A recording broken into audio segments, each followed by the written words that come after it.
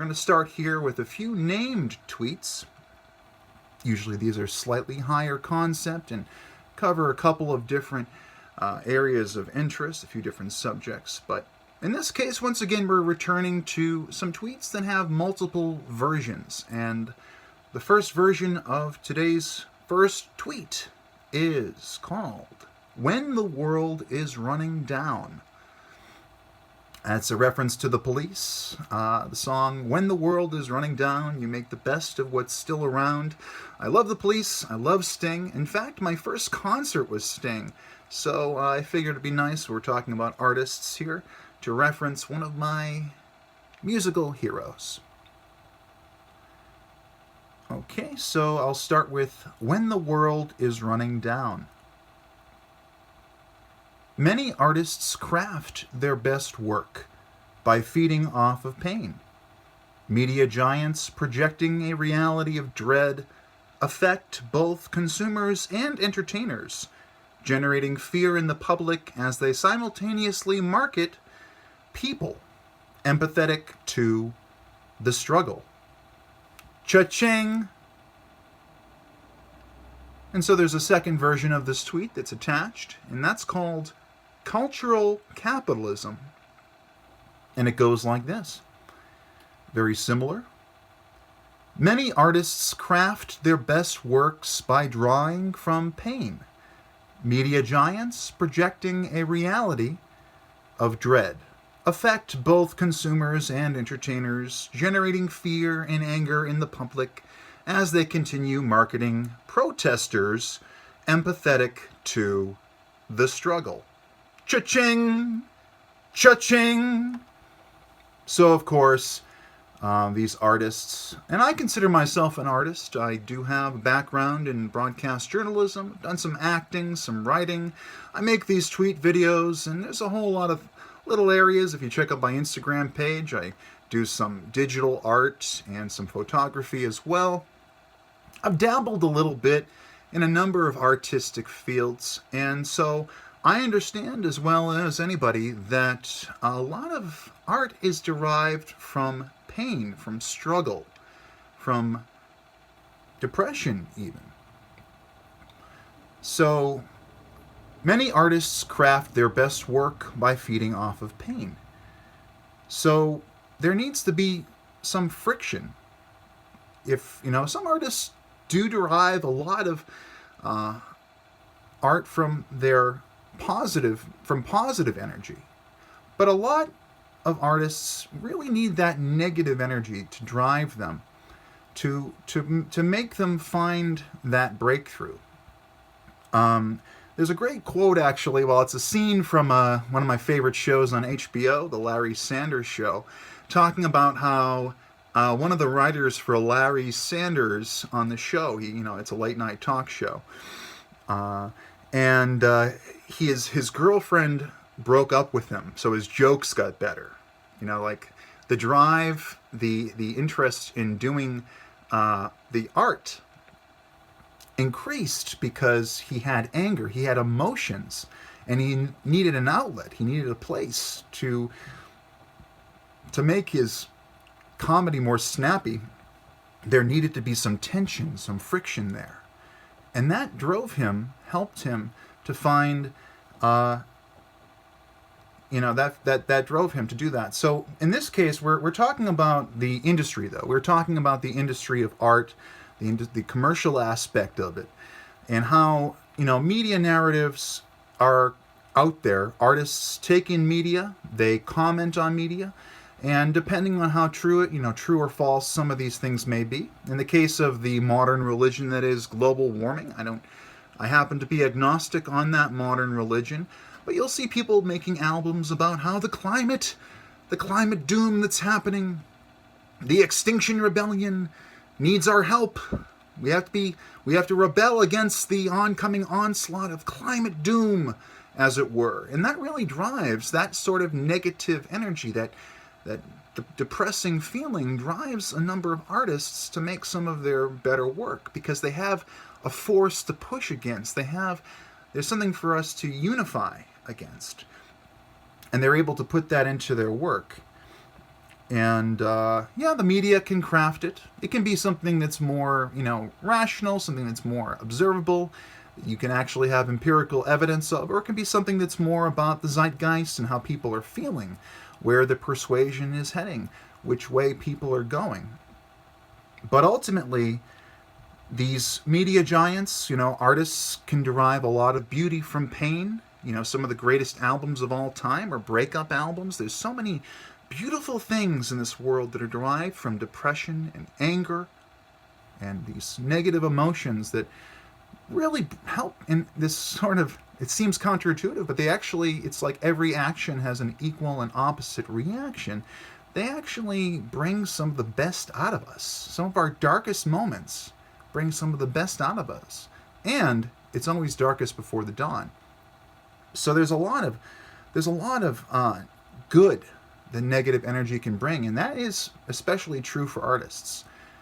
But of course, when media giants, your ABC, NBC, Fox, all these massive mega corporations, when they project a reality of dread, it affects both consumers and entertainers. So they're both the consumer and the entertainer are looking at the same picture, and they have the same worries. So it's easier for the entertainer, in this case, the artist, the musician, the filmmaker, to capitalize on that feeling, to pace their audience, to capitalize on that feeling that of dread, or that issue that's troubling them. They have the same concerns. Again, may it be rational or irrational, they have the same concerns, and they're able to make art that a person can listen to and go, oh. Now, of course, politics, for example, is a timely subject. So, of course, sometimes it's better, getting a political record correct, making a making an album that stands the test of time and doesn't feel like it's just in the moment too much is hard. Making political music is hard. There's few people that have actually pulled it off with success. Maybe the Roger Waters, a few others, many others, of course, but I think more often than not, political music kind of ages differently than the timeless work that's associated with more broad emotions that aren't, the current cultural or political concern. So if media giants project a reality of dread, the art reflects that. The art reflects what the entertainer is observing in the environment. And so the consumer is getting something that they recognize. They recognize what's going on. They're already in that sort of macro simulation. They already understand the issues at hand. It's like it's being marketed right to them. It's being marketed right to them, no matter where they are in the political spectrum or the political sphere, as I call it. But yes, they generate fear in the public, these media giants, and then they simultaneously market these entertainers that are empathetic to the struggle. It's the struggle. Just as I said with the idea that artists derive some of their greatest work from struggle. When they're feeling down, art provides a way forward for them, for their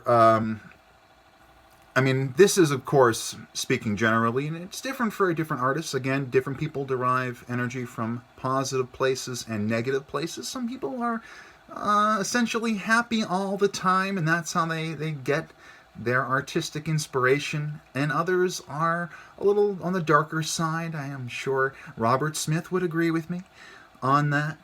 But again, it is a business. It is a cha-ching when these things line up. So many artists craft their best works by drawing from pain. It's true. It's true. When everything's going well, there's no tension, there's no friction, there's no purpose. There's nothing getting in your way. And some people derive some incredible art from those things. It's true. Like I said, you can derive it from anywhere. And we're all different. But when media giants project a reality of dread affecting both consumers and entertainers, that fear and anger, being able to sort of set it up You create it, and then you create a product that meets it and kind of provides that catharsis for that fear and dread.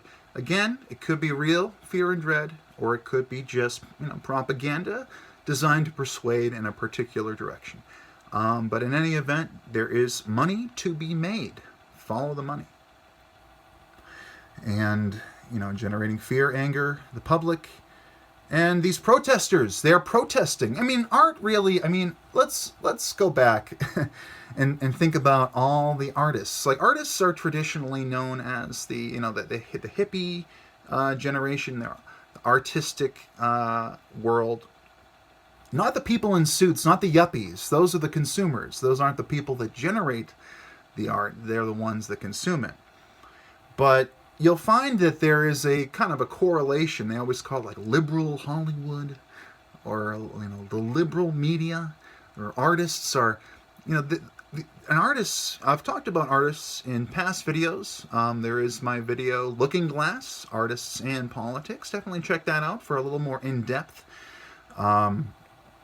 look at this topic of artists and how the artistic mindset can affect a political viewpoint, or how somebody processes incoming information. But yeah, artists are normally associated more with the bohemian, sort of the idealistic.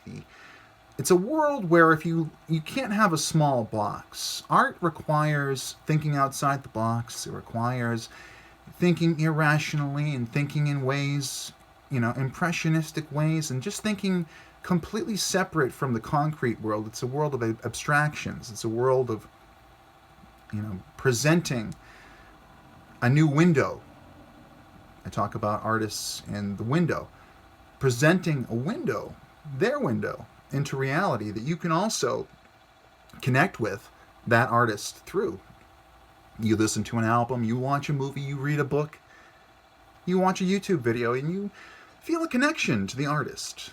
And if the artist is talking about something that's on your mind, that's something that you can relate to, may it be something romantic, or if it's something more cultural or political, there is this connection between what the media presents and then the same company, maybe it's Viacom or Disney, they might present a narrative, and then they have entertainers that provide catharsis for that narrative.